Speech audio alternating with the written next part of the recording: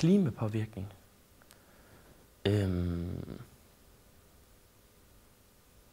Der er sgu lidt lukket fisk. Ikke særlig meget. Ingenting sådan set. Det siger mig noget med global opvarmning. Jamen det er jo, hvordan vi påvirker klimaet. Klimapåvirkning? Det siger mig smeltede bjerge og forandringer i vores samfund. Jamen det er jo CO2, drivhuseffekt. Man skal tænke på energien og hvad man bruger af strøm og sin bil, man ikke bare starter den for at komme ned til købmanden. Så jeg tror på, at selvom at vi påvirker jorden på sin forkerte side, jamen, så har den måde at kunne rette op på igen. Det siger mig da en del omkring global opvarmning og alt sådan noget. Længere væk i tiden, så kan det måske have nogle konsekvenser. Global opvarmning, industrien der sviner meget. Det siger sådan set ikke så vanvittigt meget. Altså det... Jamen altså, det siger jo noget med is, der smelter, og ja, vand, der stiger, og temperaturen stiger. Ikke så godt.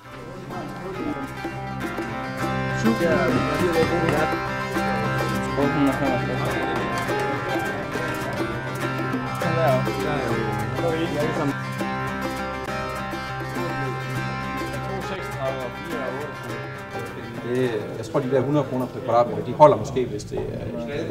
Nu for eksempel op i det lokale lav, det er jo bare at banke sensor op sådan. Der er jo ikke brug for så mange sensorer, vel?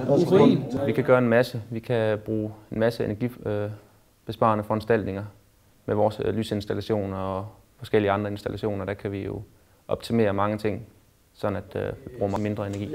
Vi skal ikke til at lave en beregning på, hvor mange vi skal sætte op.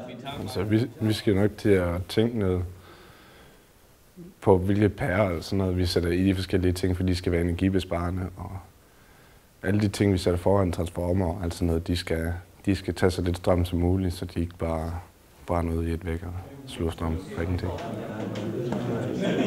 får du så sommer. Og det for en time. Andre udfordringer. Så som sagt, så tager det bare til den tid, når det kommer hen ad vejen. Jeg tror, vi kommer til at lave sådan nogle ting som med sensor og urstyringer. Så det for eksempel lys ikke står tændt, når der ingen folk er der. 20 watt per kvadratmeter er tændt. At man skal til at tænke lidt mere på hvad man laver, at det ikke skal sluge en masse strøm. Og så er det, du vil spare 25%. Så må I godt komme herop og skrive. Det er det, vi tager ned også, i hvert fald. Ja. Så er der besparet. Det er mig. Vi går all in. Ja, og så bare timeløn for, hvad det vist koster at sætte den op. Og Hvad koster en sensor? Omkring 500 kroner. Ja, gennem mit arbejde med at påvirke folk til at bruge mindre energi, det er jo at så anbefale dem alle de der løsninger, der nu er til at spare energi. Elsparepærer og sensorer og alle sådan nogle ting.